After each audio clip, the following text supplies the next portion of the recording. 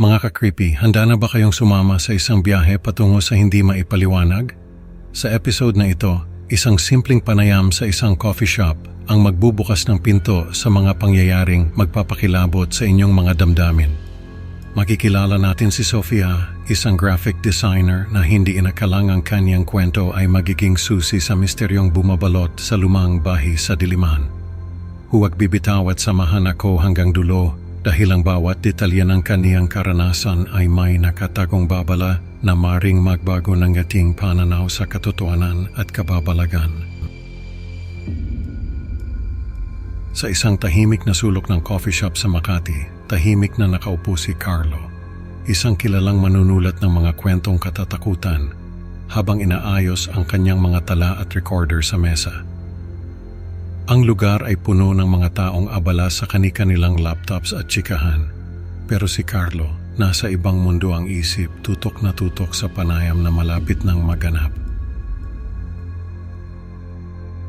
Biglang pumasok si Sofia, isang graphic designer na may mahabang itim na buhok at simpleng bihis pang opisina. Agad siyang napansin ni Carlo at kumaway ito sa kanya. May halong pag-aalinlangan ang mukha ni Sofia habang papalapit kay Carlo, na tila may bitbit siyang hindi maipaliwanag na bigat. Nang magsimula ang panayam, pinindot ni Carlo ang record button sa kanyang recorder. Tinanong niya si Sofia tungkol sa kanyang karanasan sa lumang bahay sa Diliman. Bago pa man makapagsimula si Sofia, isang kulog ang umalingaw-ngaw sa labas, parang masamang senyales sa kanilang pag-uusap. Habang nagkukwento si Sofia, ang mga ilaw sa coffee shop ay biglang kumurap-kurap na parang may sariling buhay. Walang ibang nakapansin maliban kay Carlo. Kahit sanay na siya sa mga kababalaghan, hindi niya mapigilang maramdaman ang kakaibang lamig na gumapang sa kanyang likuran.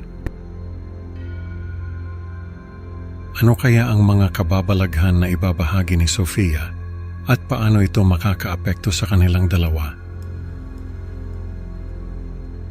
Sa maluwang at maaliwalas na living room ng kanyang apartment, pinuksan ni Sofia ang kanyang laptop para tapusin ang trabaho sa graphic design. Puno ng modernong art at designs ang paligid, sumasalamin sa kanyang personalidad at propesyon. Nagpapahinga si Sofia habang nanonood ng TV nang biglang mag-iba ang channel mag-isa. Isang indie film na may pamagat na Ang Silid ng Pag-iisa ang lumabas, na may malamlam na ilaw at malungkot na musika. Agad itong nakakuha ng kanyang atensyon. Habang tumatagal, napansin ni Sofia na ang mga eksena sa palabas ay nagiging mas personal at ang paligid niya sa apartment ay nagbabago, nagiging katulad ng sa palabas.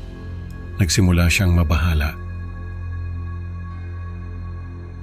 Biglang tumigil ang palabas at bumalik sa normal na programming ang telebisyon.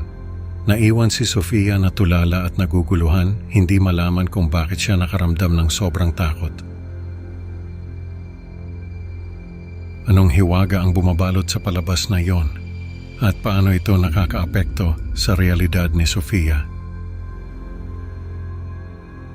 Sa kanyang kwarto, pumindot si Sofia ng remote para buksan ang telebisyon. Umaasa na hindi na muling lilitaw ang nakakagambalang palabas na Ang Silid ng Pag-iisa. Napalibutan siya ng katahimikan at dilim. Tanging ang liwanag lang ng telebisyon ang nagbibigay ilaw sa paligid.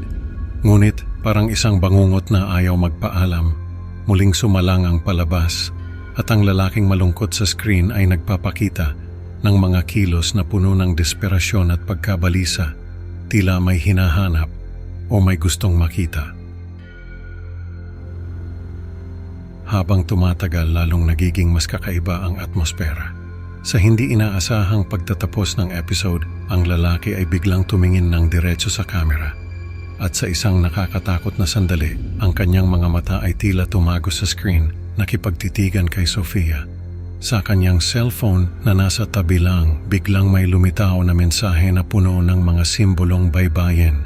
Gamit ang isang app, ni-translate niya ito at lumabas ang nakakakilabot na mensahe. Nakikita kita, Nanginig sa takot si Sofia, ang kanyang puso ay tila ba gustong kumawala sa kanyang dibdib.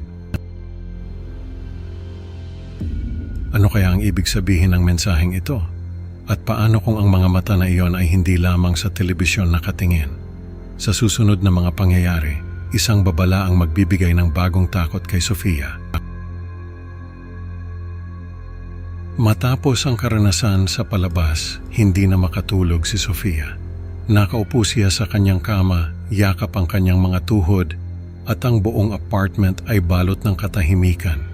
Sa gitna ng nakabibinging katahimikan, may narinig siyang bulong mula sa telebisyon.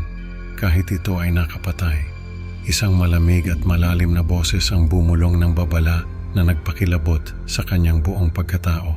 Ang nakikita mo ay magiging totoo.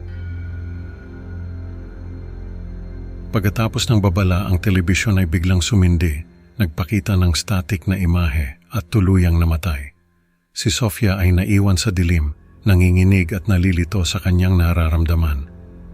Ano ang ibig sabihin ng babalang iyon? At ano ang naghihintay sa kanyang kinabukasan matapos ang nakakatakot na pangyayaring iyon? Ang dilim ay hindi lamang sa labas makikita, kundi pati na rin sa loob ng isang tao.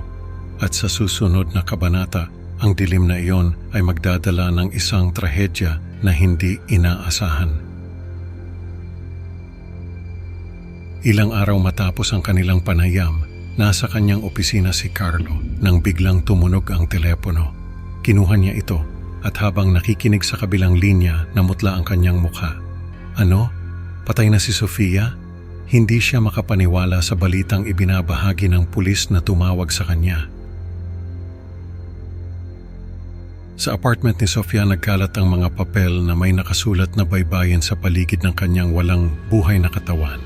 Tahimik na nag-iimbestiga ang mga pulis, walang makitang bakas ng pwersahang pagpasok o kahit anong senyales ng karahasan. Ang mga papel tila ba nagpapahiwatig ng isang masamang pangitain na nagkatotoo. Balik sa opisina, nakaupo si Carlo, hindi makakilos, hindi makapagsalita. Nanginginig ang kanyang mga kamay habang hawak ang ulat ng pulisya. Paano nangyari ito? Tanong niya sa sarili. Ang kanyang isipan ay puno ng takot at mga tanong na walang kasagutan. Anong koneksyon ng mga simbolong baybayin sa nangyari kay Sofia at ano ang ibig sabihin nito para sa kanya? Sa kanyang bahay sa Mandaluyong, nagsimula ng magbago ang lahat para kay Carlo. Habang naglalakad siya papunta sa kanyang kwarto, may napansin siyang mga anino na tila gumagalaw sa sulok ng kanyang mata. Tumigil siya, pinagmasdan ang paligid, ngunit wala naman siyang makita. Siguro pagod lang ako, pulong niya sa sarili. Ngunit habang sinusulat niya ang kanyang mga tala tungkol sa bahay sa diliman, biglang nag-flicker ang screen ng kanyang computer. Sa loob ng ilang segundo, lumitaw ang mga simbolong baybayin na at mabilis ding nawala. Napalunok si Carlo, ramdam niya ang kaba sa kanyang dibdib. Habang lumilipas ang mga araw, mas lalo pang naging madalas ang mga kakaibang pangyayari sa bahay ni Carlo. Hindi na siya makatulog ng maayos at sa tuwing pipikit siya, naririnig niya ang malamig na boses mula sa ang silid ng pag-iisa. Ang nakikita mo'y magiging toto, paalala nito sa kanya. Ang takot na baka ang sumpa ay hindi lang para kay Sofia kundi pati na rin sa kanya. At sa sinumang magtangkang alamin ang lihim ng bahay sa diliman, ay unti-unting sumisira sa kanyang katinuan. Ano kaya ang mangyayari kay Carlo? Makakatakas kaya siya sa sumpang dala ng bahay sa diliman o siya na ba ang susunod na biktima ng misteryosong palabas na ang silid ng pag-iisa? Sa huli, ang mga bagay na hindi natin nakikita ay may kakayahang maging bahagi ng ating realidad. Salamat sa pakikinig, mga ka-creepy. Huwag kalimutang mag-like at mag-subscribe sa Creepy Pinoy Stories para sa mas marami pang nakakakilabot na kwento sa bawat upload. Excited na akong makasama kayo ulit sa susunod nating takutan session. Mag-ingat at baka sa susunod, ikaw na ang maging bida sa kwento ng kababalaghan. Hanggang sa muli, mga ka-creepy. Tandaan, ang dilim ay maaaring maghintay sa kahit anong sulok ng iyong kwarto. Paalam sa ngayon.